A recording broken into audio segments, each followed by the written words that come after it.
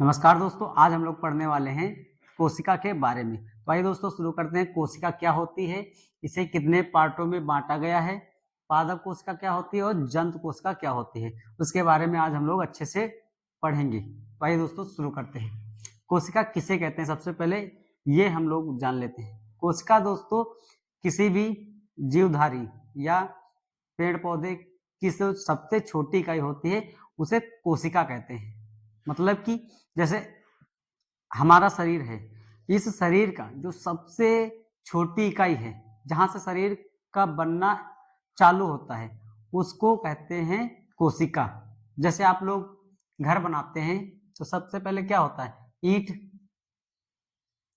ठीक है, ईंट से क्या बनती है, दीवार बनती है। क्या बनती है, दीवार।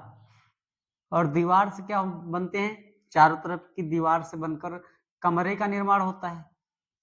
ठीक है, और कमरे से क्या बनता है, घर। सबसे पहले हम लोग क्या लाते हैं, ईंट। ईंट से दीवार बनती है और दीवार से कमरे बनते हैं और कमरे से घर बनता है। उसी प्रकार जो हमारा शरीर है वो सबसे जो छोटी इकाई है, शरीर का जो सबसे छोटी इकाई है उसे कोशिका कहते हैं।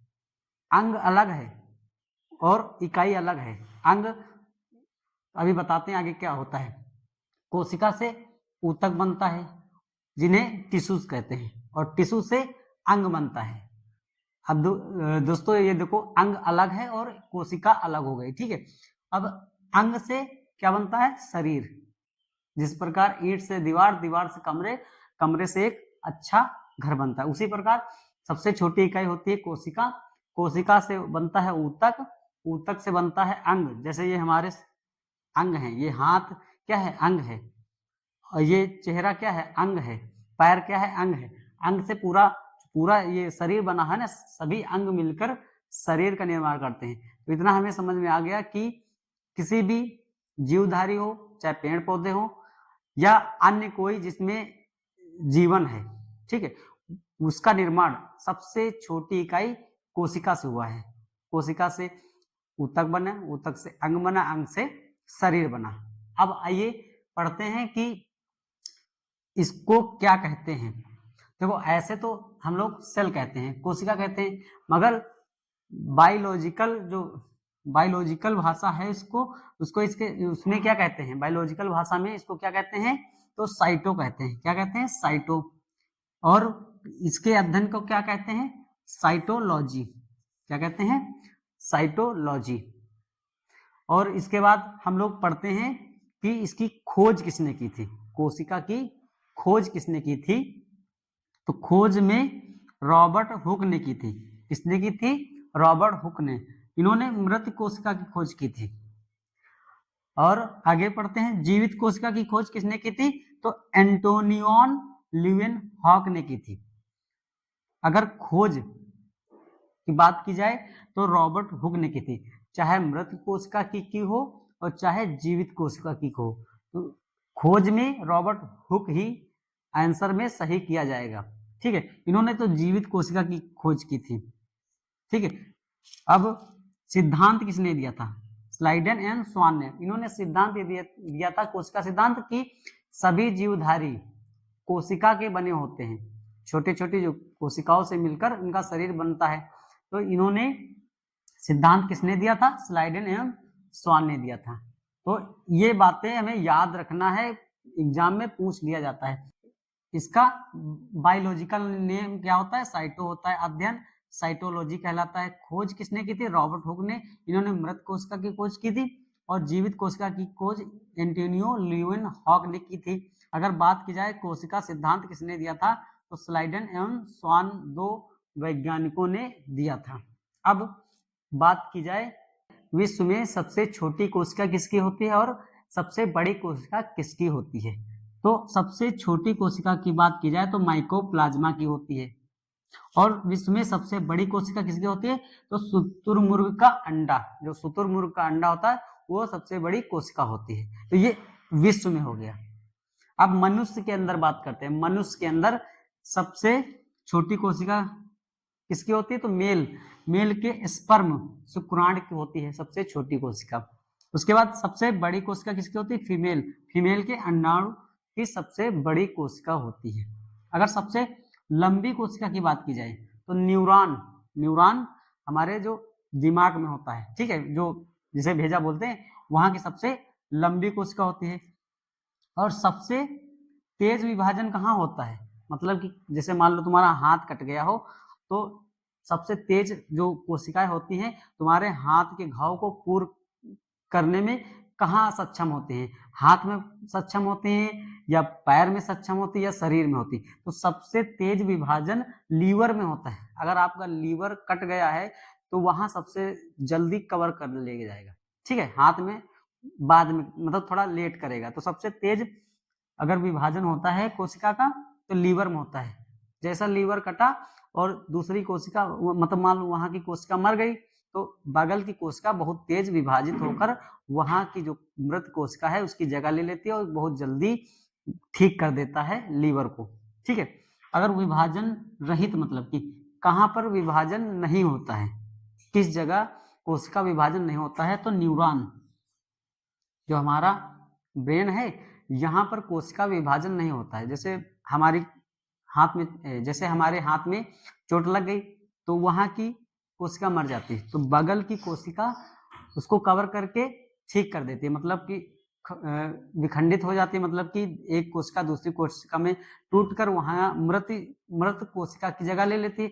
मगर हमारे ब्रेन में अगर कोई थोड़ी सी भी चोट लग गई तो वहां पर बगल की कोशिका विभाजित होकर टूटती नहीं है।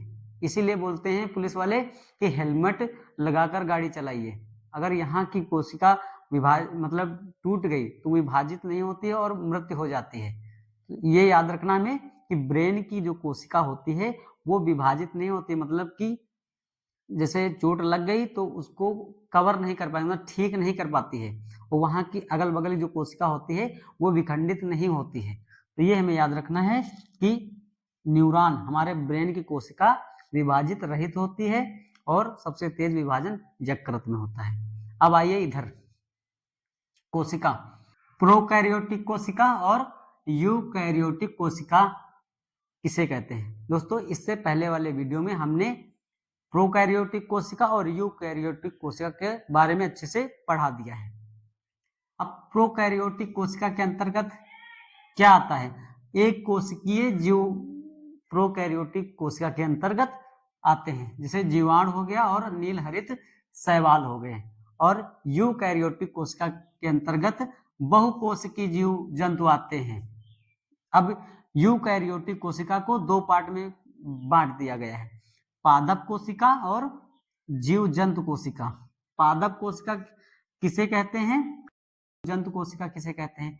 पादप कोशिका पेड़ पौधे, और जंतु कोशिका किसे कहते हैं? जो जैसे मनुष्य, जानवर, पक्षी, मछलियां और कीट पतंगे आदि।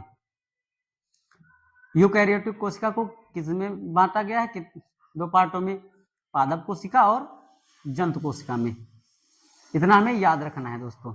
अब आइए हम इसको ट्रिक के माध्यम से याद करते हैं कि यूकैरियोटिक कोशिका और प्रोकैरियोटिक कोशिका कैसे याद रखा जाता है। दोस्तों प्रोकैरियोटिक कोशिका आप लोगों ने जैसे ग्रामर में पढ़ा होता, प्रो से प्रोपर, प्रोपर मतलब निश्चित, निश्चित एक, ठीक है। तो प्रो का मतलब होता है एक, मतलब कि आप ट्रिक के माध्यम से याद करिए, याद जल्दी होगा। प्रो का मतलब प्रोपर, प्रोपर मतलब निश्चित, निश्चित है ये एक कोशिका से मिलकर बना है, ठीक है। ये हमें याद रखना है दोस्तों। ट्रिक के माध्यम से याद करेंगे तो याद तो हो जाए, कैसे भी ट्रिक आप बनाइए तो याद कर लेंगे, ठीक है। प्रो मतलब प्रोपर, प्रोपर मतलब निश्चित, निश्चित एक कोशिका से कौन मिलकर बना होता है? प्रोकैरियोटिक। और जीवाणु जैसे नील हरित ये सब, ठीक है, जैसे प्रोटोजोआ, प्रोटोजोआ हो गया, यूग्लिना हो गया, पैरामैग्नीशियम, ये सब इसके अंतर्गत आते हैं, ठीक है। अब यूकैरियोटिक, यू मतलब यू मतलब आप, यू सभी, आप सभी, और हम बहुकोशिकीय जीव जंतु हैं, समझ गए। अब यूकैरियोटिक को दो पार्टों में बांट दिया गया, पादप कोशिका और जंतु कोशिका। अब जंतु कोशिका और पादप कोशिका में अंतर क्या होता है? बहुत छोटा सा अंतर देखा जाए तो इसके अंदर कोशिका भित्ति पाई जाती है और इसके अंदर कोशिका झिल्ली पाई जाती है। अब कोशिका भित्ति किसे कहते हैं और कोशिका झिल्ली किसे कहते हैं? दोस्तों ये हमारी कोशिका है, ये क्या है? हमारी कोशिका है। अब कोशिका जैसे ये किनारे वाली बाउंड्री है, इसको कहते हैं कोशिका झिल्ली। ये क्या है? कोशिका झिल्ली। और जो पेड़ पौधे होते हैं उसमें कोशिका भित्ति भी पाई जाती है, मतलब कोशिका झिल्ली तो पाई जाती है और साथ में कोशिका भित्ति भी पाई जाती है। उसके ऊपर एक देखो ये मोटी मोटी से जो परत दिख रही, इसको कहते हैं कोशिका भित्ति।